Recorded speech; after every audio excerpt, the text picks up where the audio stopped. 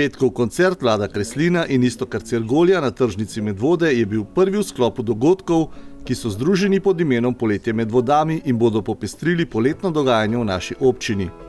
Koncert je dodobra napolnil prireditveni prostor in dokazal, da si ljudje želijo tovrstnih koncertov v centru Medvod, ki tako dobiva mestni urbani pridih. Vlado Kreslin, ki mu radi rečemo kar trubadur Panonskih ravnic in ambasador Prekmurja, se je začel ukvarjati z glasbo kot bobnar v začetku 70. let.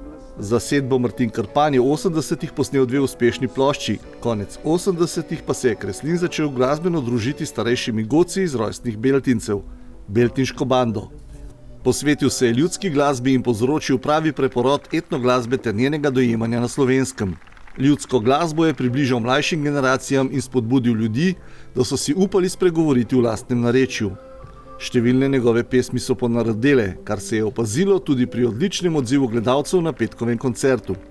Festivalsko dogajanje se je danes preselilo na Stari grad Smlednik, kjer ravno kar s poezijo Iztoka Mlakarja nastopa zasedba Poseben gušt.